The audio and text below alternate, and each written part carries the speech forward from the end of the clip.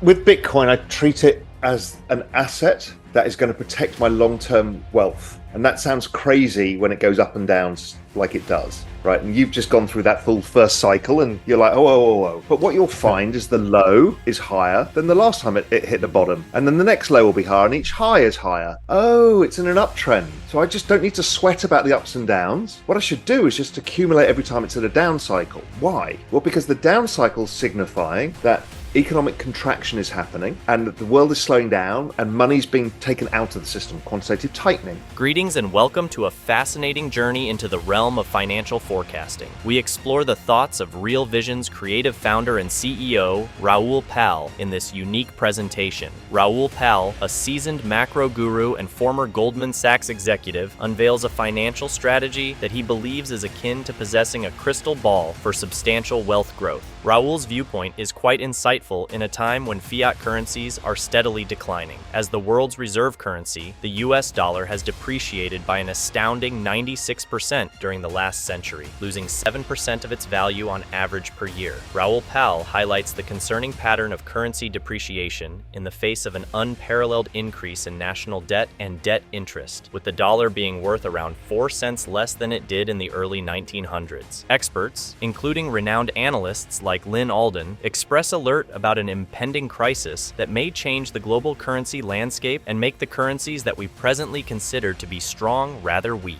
Alden forecasts double-digit yearly rates of currency depreciation, rising asset values, ongoing inflation, and growing wealth disparities. However, Pal's approach provides an indication of hope for traveling through these rough financial waters. Raoul argues that by keeping a careful eye on the balance sheets of central banks, particularly the Federal Reserve, one may align oneself with the government's propensity to regulate the economy and use it as leverage to accelerate wealth growth. His simple strategy is to take the lead from the Fed, profit from their printing operations, and acknowledge the direct effect on the business cycle, in which the balance sheet and asset values are closely interrelated. Raoul Pal explains in this enlightening talk how this approach acts as a buffer against recessions and bear markets. His advice? Just purchase during a price reduction to see your wealth grow. Join us now as we take you on a trip through selected passages from Raoul Pal's insightful talk that reveal the secrets of financial success. Stay tuned for more insightful articles on wealth-building techniques. Don't forget to like, share, and subscribe. Let's hear what he has to say next. My hypothesis is that, okay,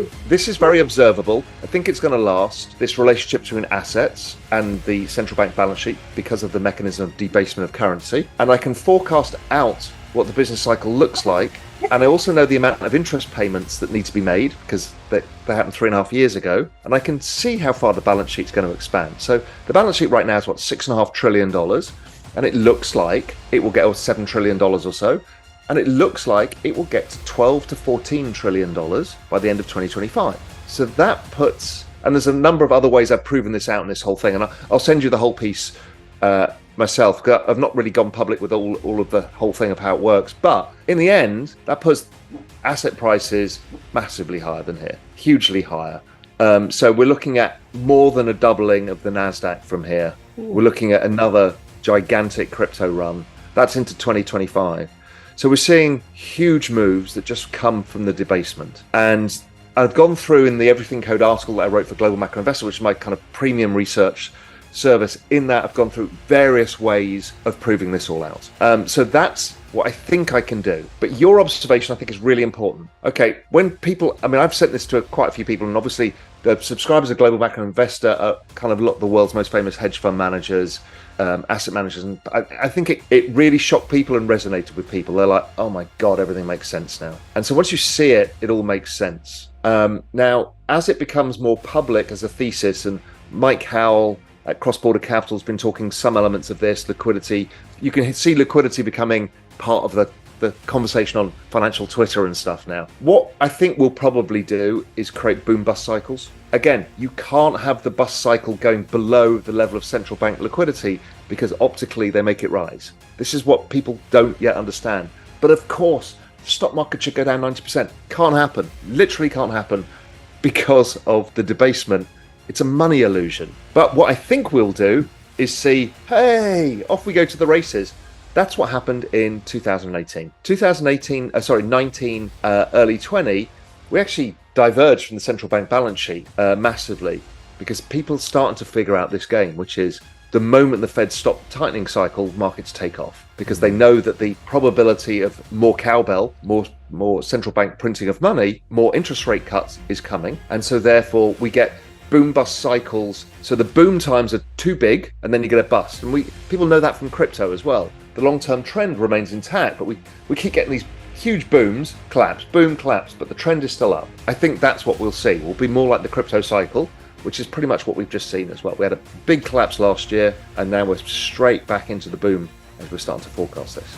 There are two main points that Raoul Pal makes in his argument. First, he contends that there is a direct and substantial relationship between asset values and the regular money creation that central banks, particularly the Federal Reserve, accomplish. Second, Raoul notes that some assets, like the NASDAQ and cryptocurrency assets, significantly exceed the Federal Reserve's balance sheet growth, while some underperform it. Raoul uses tech stocks and cryptocurrency as part of his crystal ball investment technique. He claims that these assets have significant growth potential in addition to aiding in wealth preservation by keeping up with the Fed's balance sheet. Top cryptocurrency assets like Bitcoin, as highlighted by Raoul Pal, can serve as a safeguard against monetary depreciation and may even be essential in determining the direction of the world's monetary system. His strategy is essentially to coordinate with the actions of the central bank while making calculated investments in assets that outpace the expansion of their balance sheet. Let's get back to Raoul Pal interview. With Bitcoin, I treat it as an asset that is going to protect my long-term wealth. And that sounds crazy when it goes up and down like it does, right? And you've just gone through that full first cycle and you're like, oh. But what you'll find is the low is higher than the last time it hit the bottom. And then the next low will be higher and each high is higher.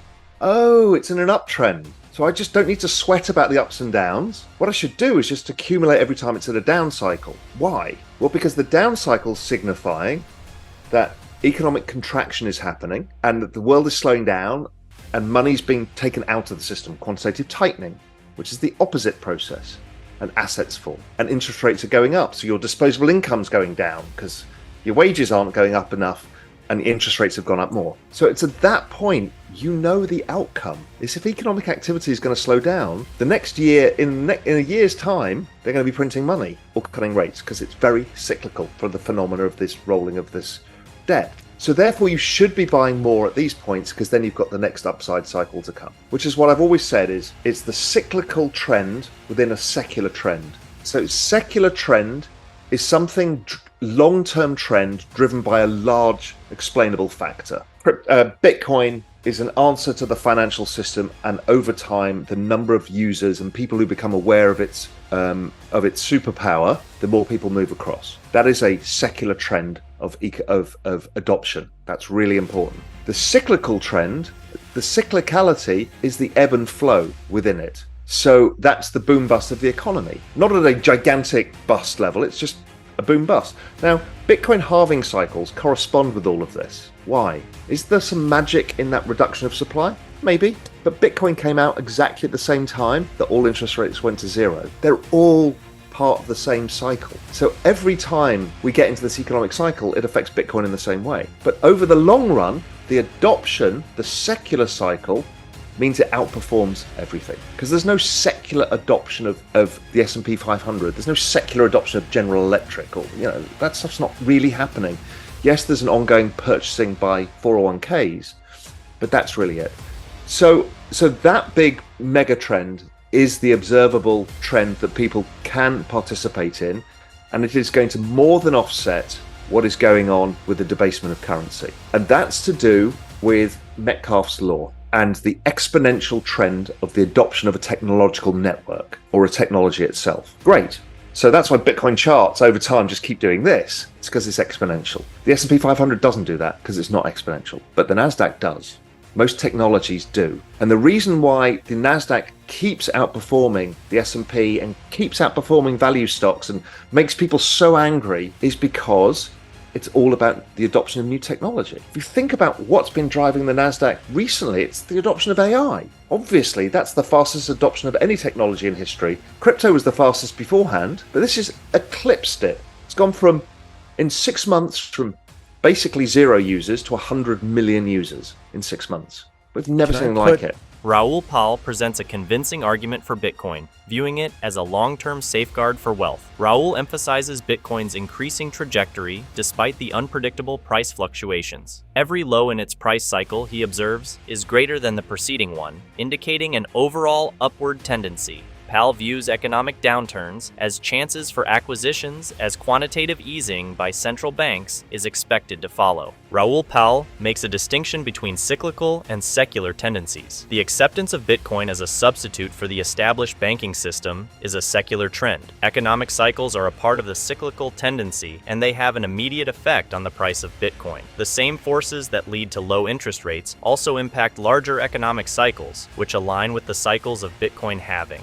According to Raoul, Bitcoin's secular pattern of acceptance is the key to its long-term outperformance. Bitcoin, in contrast to conventional assets, enjoys the benefit of an exponential trend driven by its technical foundation. In comparison, the S&P 500 does not exhibit a similar secular adoption pattern. Raoul notes that Metcalfe's rule, which emphasizes the exponential adoption of a technical network, is responsible for Bitcoin's steady rising trend. Raoul essentially thinks that the reason for Bitcoin's long-term success is because it is both a safeguard against currency depreciation and a player in the rapid uptake of a technology network. Because of this special mix, Bitcoin outperforms traditional assets as a strong long-term investment. Until next time, happy investing.